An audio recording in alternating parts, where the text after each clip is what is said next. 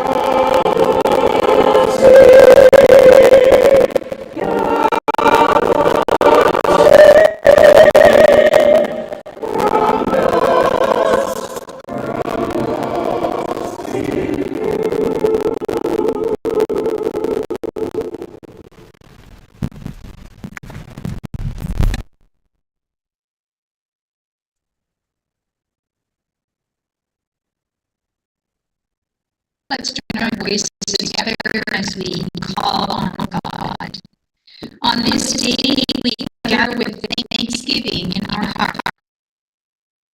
hearts. God's love is ever gone. We would talk all that is ours. Grace upon grace has been poured. On this day, we would speak what we believe. We will sing glad songs, all that God has done. And let us pray together. Thank you, generous Son, for the gift of Sabbath, shelter, and encouragement in your presence. Perhaps we do not enter such time easily. We care too much on our backs and in our hearts. In a moment of quiet, we consider our burdens. We them to you. We seek your saving, your renewal.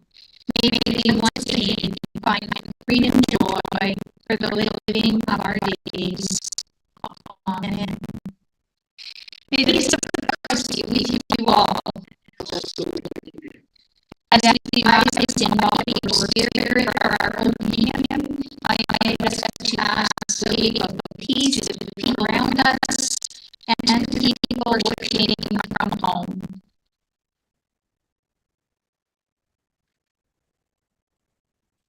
We sing, come touch our hearts, more voice number 12, and we'll sing verse 1, 4, and 5.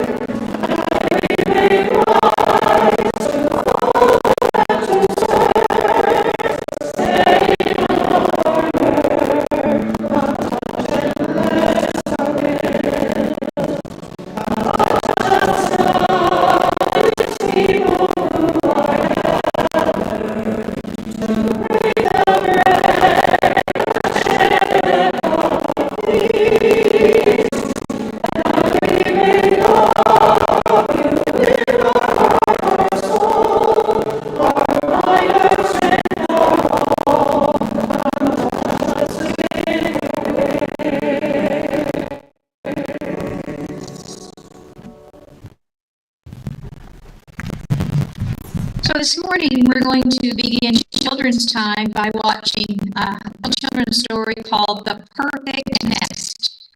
It's a story about a cat who starts out with the perfect and let's see what happens to his nest.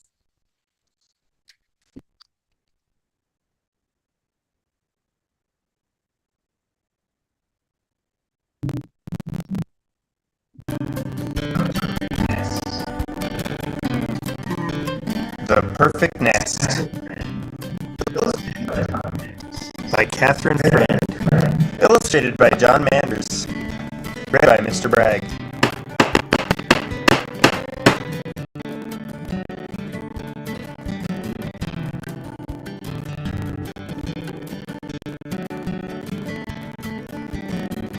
Jack the cat gathered together everything he needed. You're gonna need one of these. Gonna need some of this. And just one of these here things right like that. Then built the perfect nest. Dry and cozy and just the right size. But the nest was not for Jack. With this perfect nest, he would attract a perfect chicken who would lay a perfect egg, which would make a perfect omelet for a cat like Jack. Soon enough, a chicken came along.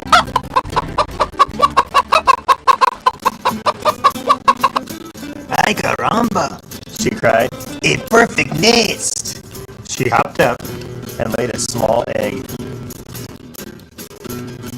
Then a duck waddled by. Sacre bleu! She cried. The perfect nest! The duck pushed the chicken out, hopped up, and laid a medium-sized egg. Then a goose lumbered by. Great balls of fire! She cried. A perfect nest! The goose pushed the duck out, hopped up, and laid a large egg.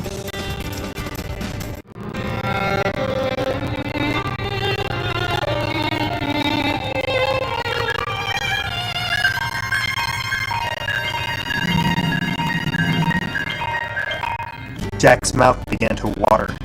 3 eggs would make 3 omelets. But then the duck leapt onto the goose's back. This is my nest. The chicken flew up onto the duck. No, this is my nest.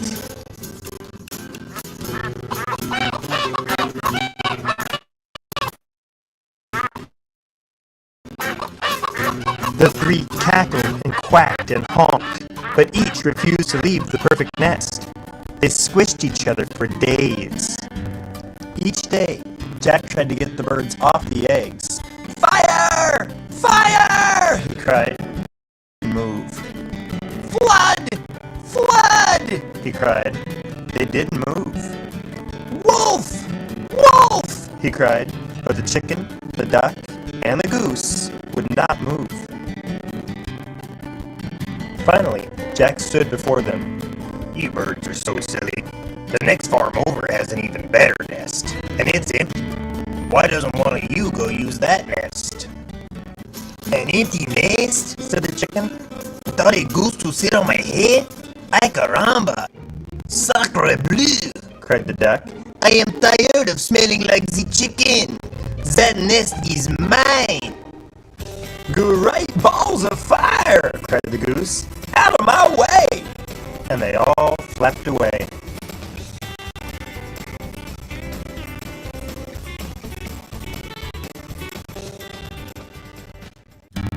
Alone at last, Jack returned to the nest and peeked inside.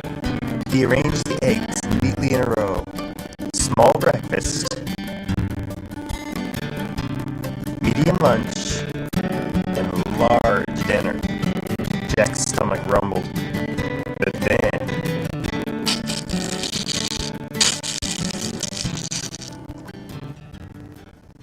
Crack! The small egg broke open, and out popped a wet baby chick, who looked up at Jack and said, "Ay caramba! Hola, mama!"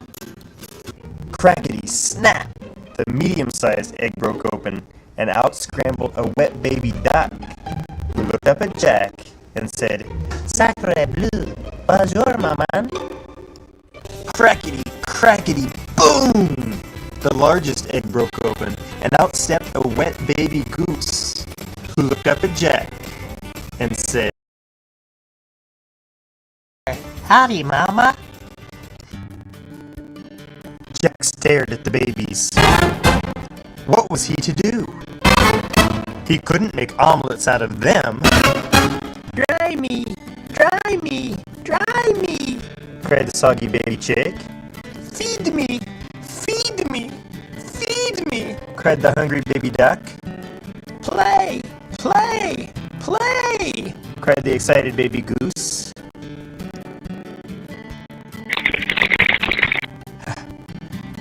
Jack hid in the barn. The three babies found him. "Hola, mama!" He hid in the woods. Okay, alright, I'm safe. The three babies found him. "Bonjour, mama!" Jack hid under the tractor. Okay, I'm finally safe. There's no way they'll find me under here. "Howdy, mama!" The three babies found him, and they dragged him back to the nest.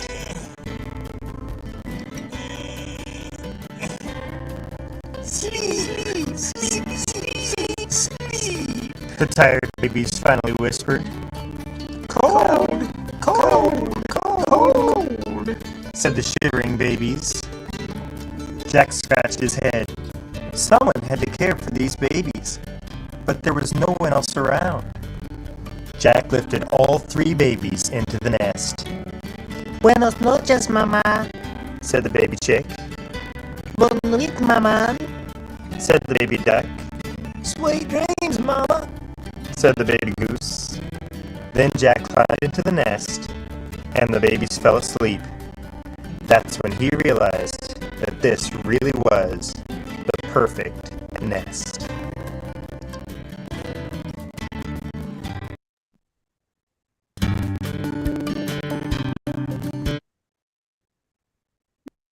That cat had a plan, but it completely changed. Sometimes life is like that for us as well. Our plan for life may not be God's plan for our life, and even though we might be unaware of it, God will eventually reveal to us God's plan for our life. Most of the time, God's plan for us is better than what our plan would have been. So let's sing our children's hymn, "I'm Gonna Live So God Can Use Me," from Voices United, number 575.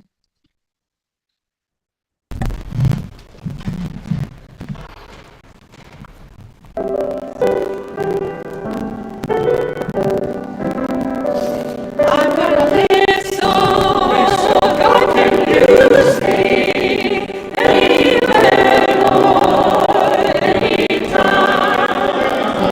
I'm gonna live so God can use me anywhere,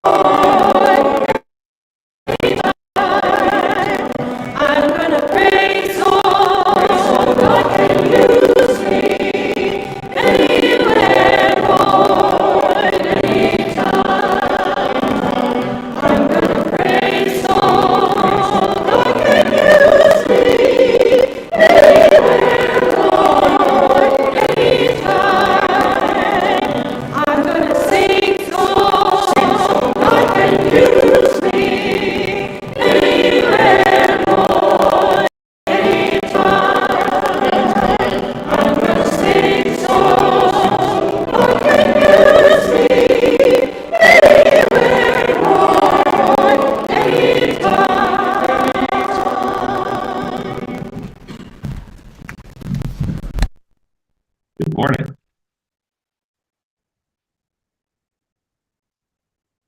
We'll start with the prayer for illumination. We are creatures of the earth. In humbleness, we come to hear your word, O Holy God, taught to us by your beloved, and to be stirred by the wisdom of your Spirit. Amen.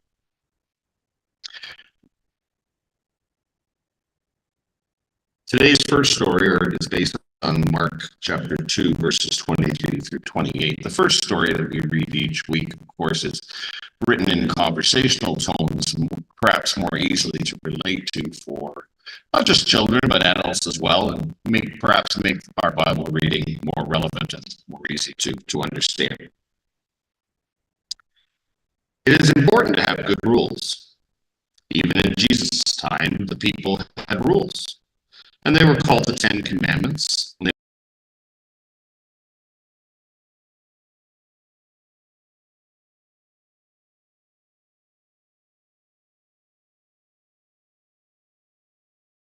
is about the Sabbath day. Don't work on the Sabbath day, is it? It's a day when you listen to stories about God. It's a day to say thank you to God.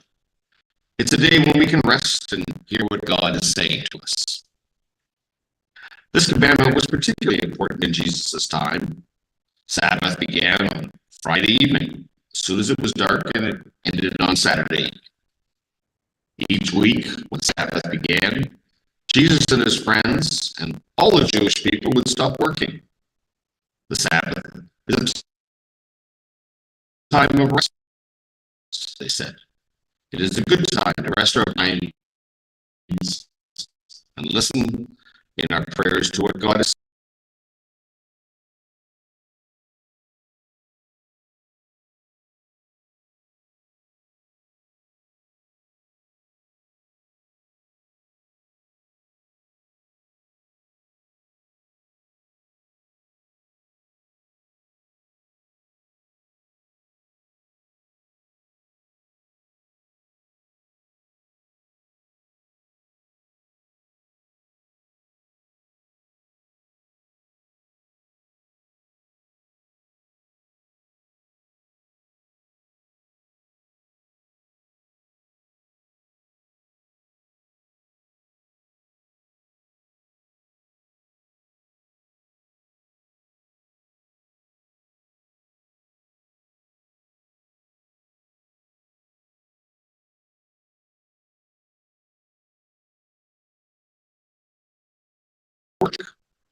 The doctor would help your friend, even though that is work by the doctor. So the rule that says don't work on the Sabbath is a good rule, but sometimes we don't need to keep the rule because people are more important than rules. Today's reading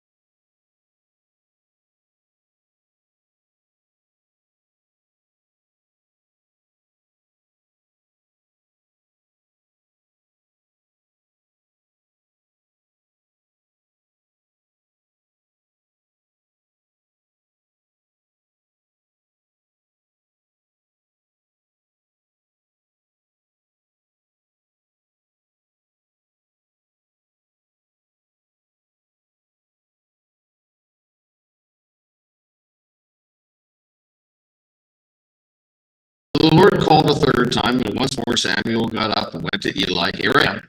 Did you call me? And then Eli realized it was the Lord who was calling the boy. So he said to Samuel, go and lie down again. And if someone calls again, say, speak, Lord, your servant is listening. So Samuel went back to bed, And the Lord came and called us before Samuel. Samuel.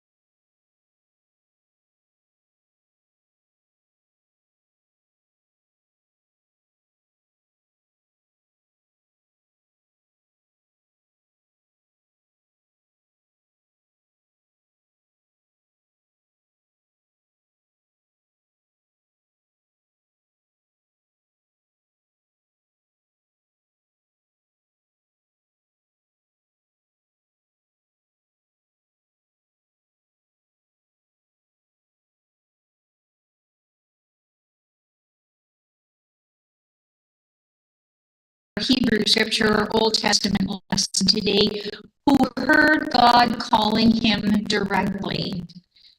This call narrative, the appearance of God or a representative of God in sound, vision, or through other senses, also happens to Abraham, Moses, Isaiah, and Mary, just to name a few. In making themselves available to God, Samuel and the others' lives are changed. They have a purpose given by God, but it may not have been what they were hoping for in their lives. Instead, the call is something they could not have asked for or even imagined, and it transforms the world. I would like to know what the next part of the story is for Jack. To those of us today who are used to being the gods of our own lives, this may sound terrifying. We may think we want to hear and know God's call to us, but secretly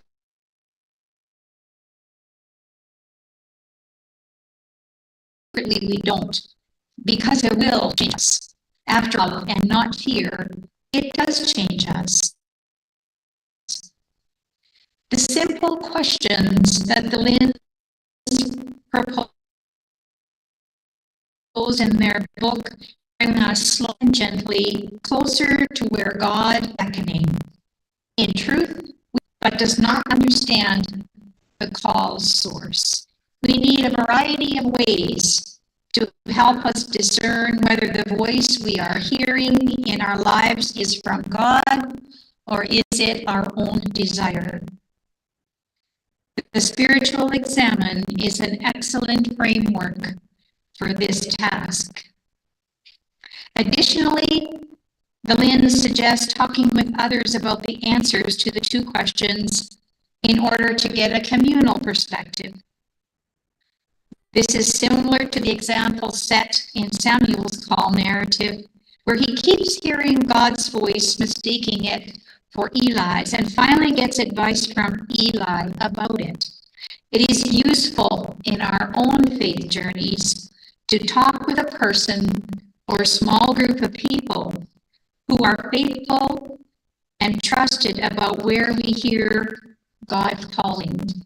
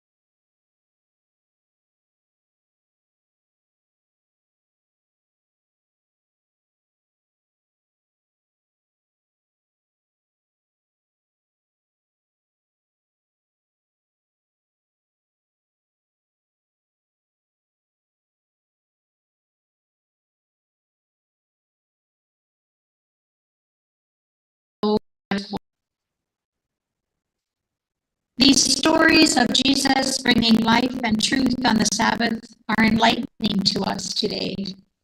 How is the Sabbath life-giving for us? And when I say Sabbath, I don't necessarily mean Sunday. There is Sabbath time other times in our lives. Do we keep Sabbath with the same spirit as Jesus in these stories? Think about it this way. We see Jesus, the child of God, healing and giving life, while the Pharisees and Herodians seek human vengeance to destroy life, not just to slander him or do something to complicate.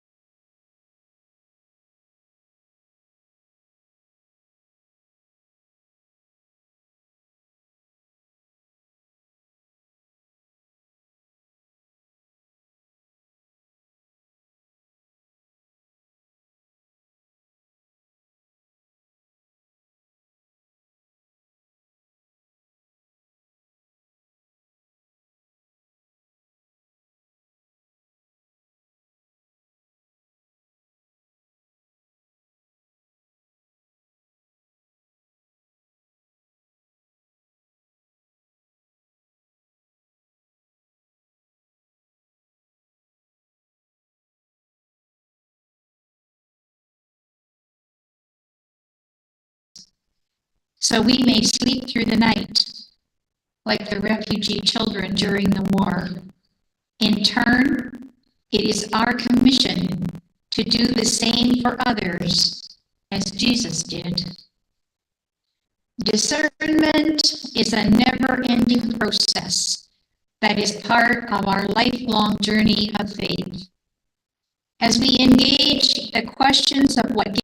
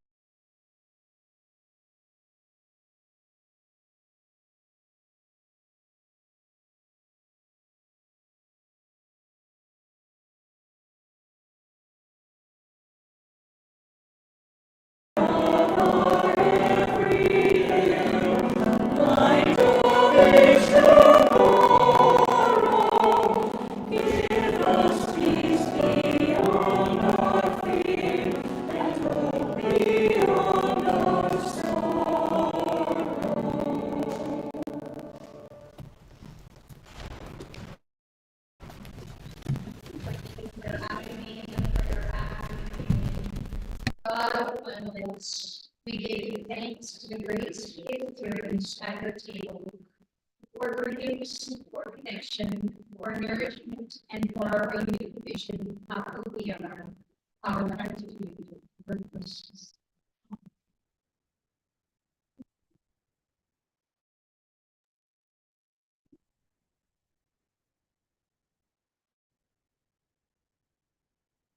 Living our faith in the world, do we have announcements that we want to make this morning?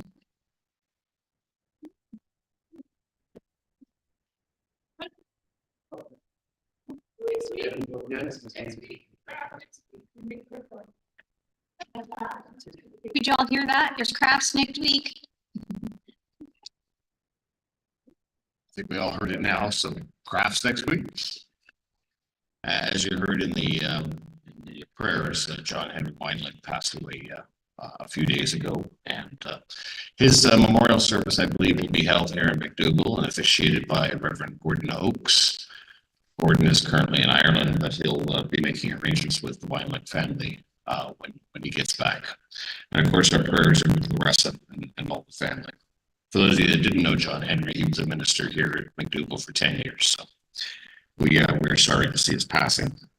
I also want to mention Gerald and I have been attending on a regular basis a renewal effort to sort of breathe new life into McDonald Drive right here.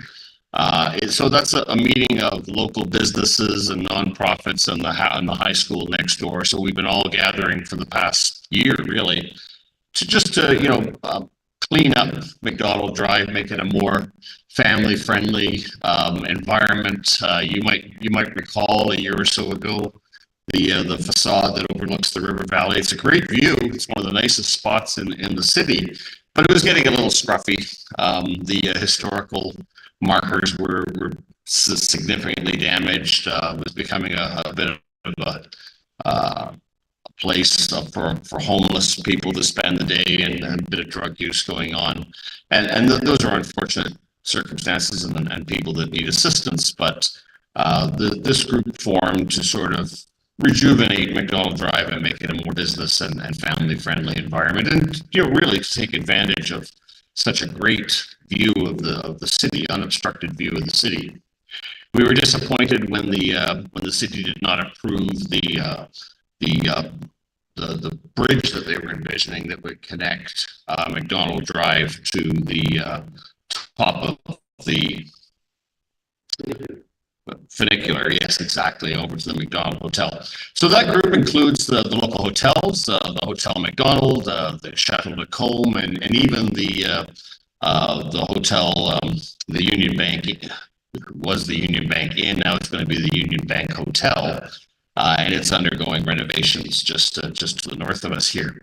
And it's going to be a what's the hotel chain it's going with, Joe? Hyatt, yeah, it's going to be a Hyatt, a boutique hotel when it reopens.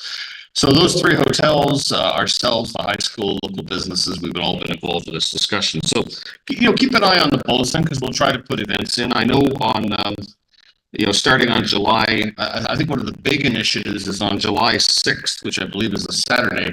They're going to start a night market. So there'll be a night market on regular Saturdays throughout the summer. So watch for details about that. Upcoming more soon on June 14th, which is a Friday, the high school next door will be celebrating, the end of the school year with a fire truck pull. This is something they did last year with great success. The money goes to charity. There's food available. It's an opportunity for the community and the high school students to interact. And so you might want to put that on your calendar. It's around the middle of the day on Friday, June 14th. And I did tell them we could put in a McDougall team. I had a feeling that the relative youth of other teams compared to the relative youth of our congregation, we might have difficulty pulling that fire truck 100 feet or whatever the distance is. So anyway, my thanks to Gerald, because he's been a stalwart attendee at those meetings, and I've been there as well. And we're really hoping to see nice things happen with McDonald Drive. which by the way, is not named after Sir John A. Macdonald. This was interesting to us because, of course, there's been a lot of Sir John A. Macdonald nameage that has been pulled down and renamed, including the Parkway in Ottawa. And of course, the Macdonald Hotel is probably, I believe,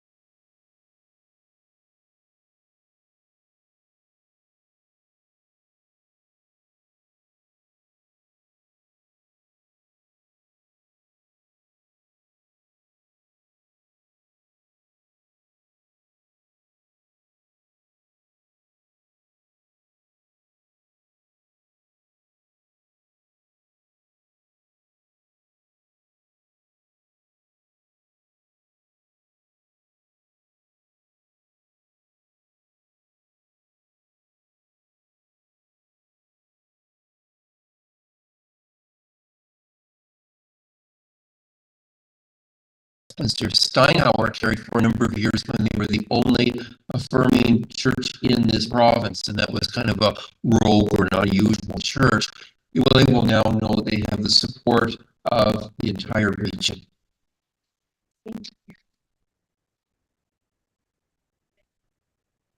The 16th, church is George Dole's 100th birthday. Yes. So, just let the Lord, some of this, has ideas, some others, let the Lord know if you plan to do that. Okay, thank you, Lois. Let's sing our hymn then. We Are Pilgrims from Voices United, number 595.